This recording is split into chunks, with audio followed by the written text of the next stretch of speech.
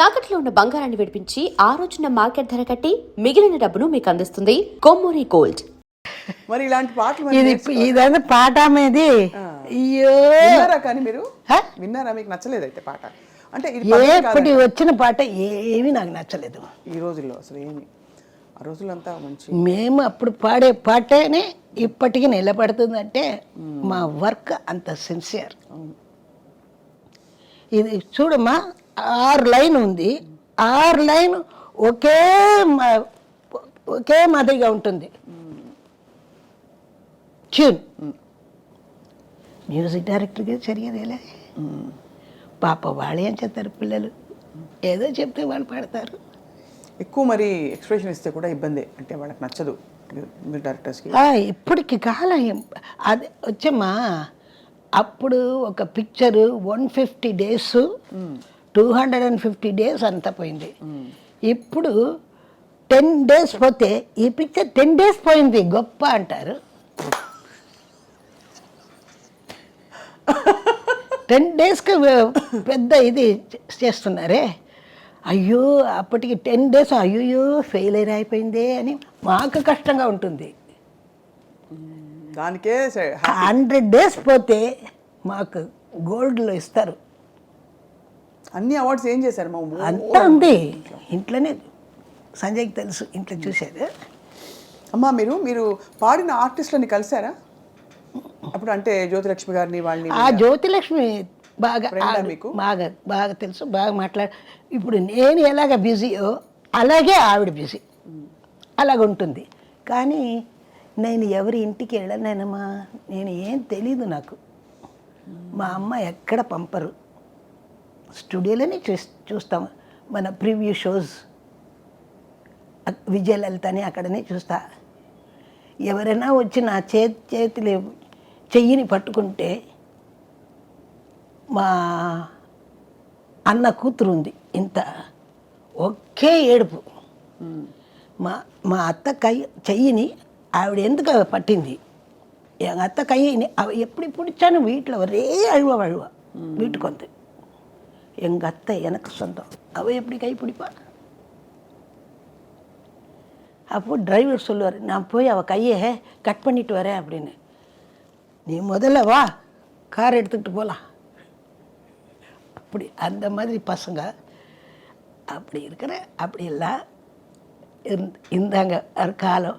இப்போ அவங்களுக்கு இந்த அண்டாவா అంటావా இந்த மாதிரி பாட்டுங்களாம் அவங்களுக்கு பிடிக்குது. இப்போ பீட் நல்லா இருந்தால் எந்த பாட்டை பீட்டை தான் பார்க்குறாங்க. இந்த ரெஹ்மான் வந்த அப்புறம் நிறைய பீட்ஸ் அவன் வந்து வெறும் இங்கிலீஷ் படத்தை தான் பார்க்குறான். அவன் once upon a time Rahman వచ్చి హైయర్కి పంపుతారు ఇన్స్ట్రుమెంటు. ఎన్నిసార్లు నాకే హైయర్కి వచ్చింది వాళ్ళ ఇన్స్ట్రుమెంట్.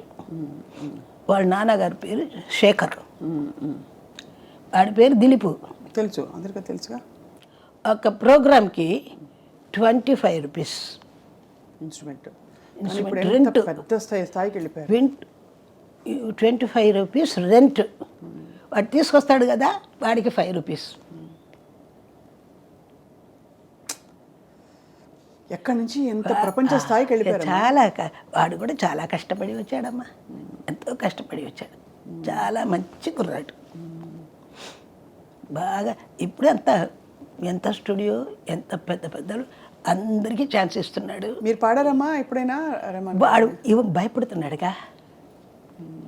నాకు సుశీలమ్మకి పాటలు ఇవ్వాలంటే ఒక భయం వేస్తుంది కదా వాడికి.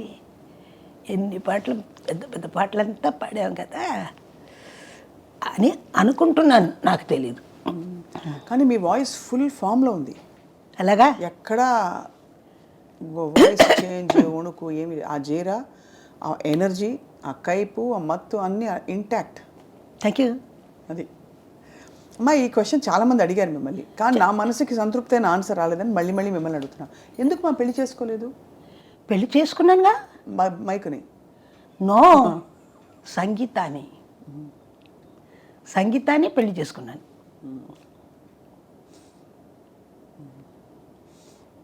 బాధ లేదా? నో,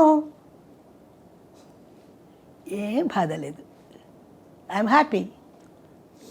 అంటే ఏమంటారంటే మీకు పెళ్లి కాకుండా ఎవరన్నా ఆపారు నో నో నో నో. అస్సలు అలాంటిది లేదు. ఎల్లారీశ్వరిని పెళ్లి చేసుకోవాలని ఎవరైనా భయపడతారు. అయ్యో అప్పుడా అయ్యో వద్దొద్దు అంటారు. మా అమ్మ అంటే మనసుపడి ఉంటారు కదా చాలా మంది.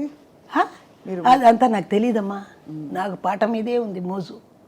నా మోజంతా పాట. யாருமே அப்ரோச் பண்ணலையாம்மா? இல்லையம்மா, யாரும் பயப்படுவாங்க.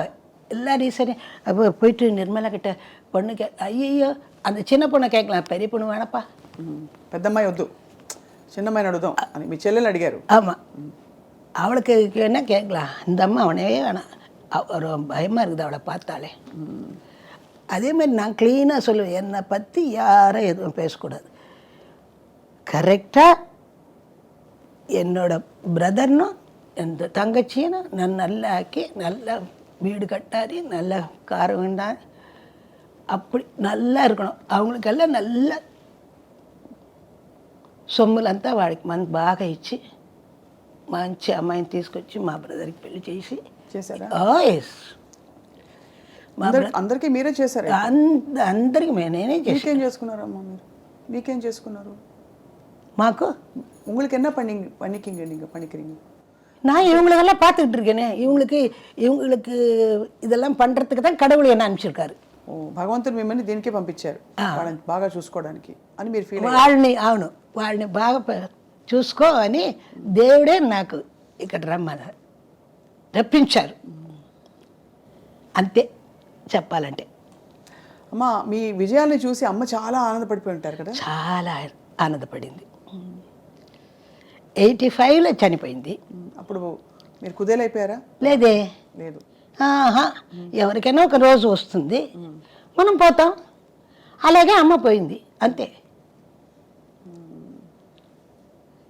ఆవిడ చనిపోయేటప్పుడే నన్ను లేదే, నేను ఒక ఊర్లో కచేరీలో ఉన్నాను, ఆ బాడీని కూడా నాకు చూడలేదు.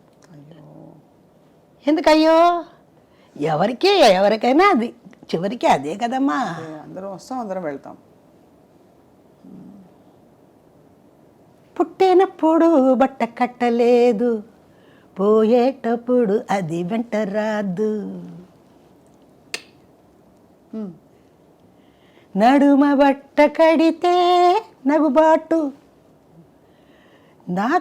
నాగరికం ముదిరితే పొరపాటు. ఎంత బ్యూటిఫుల్గా చెప్పారమ్మా.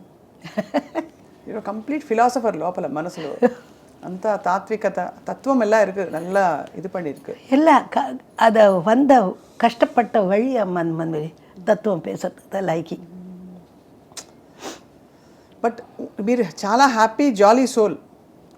బట్ నాకంటూ నేను ఇంకా ఇది చేయాలందని మీ ఆశలు ఏంటి, లక్ష్యాలు ఏమైనా ఉన్నాయా? అంత అద్భుతమైన అంత చేశాం కదా, ఎంతో వచ్చింది, ఎంతో పోయింది.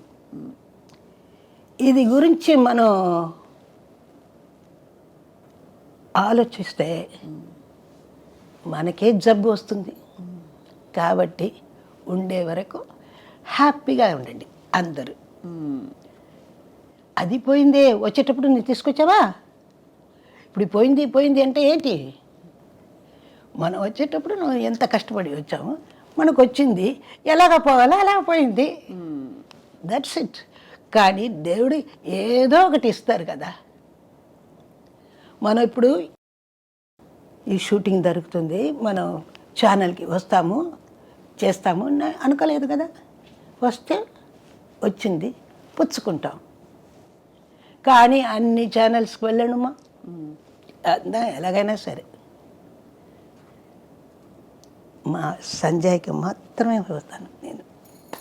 మేము కూడా మీతో ఏకీభవిస్తున్నాం అమ్మా. అంటే ఈ విషయంలో సంజయ్ కిషోర్ గారు సంజయ్ అంటే అంత అమ్మ నాన్న అప్పటి నుంచి బాగా తెలుసు.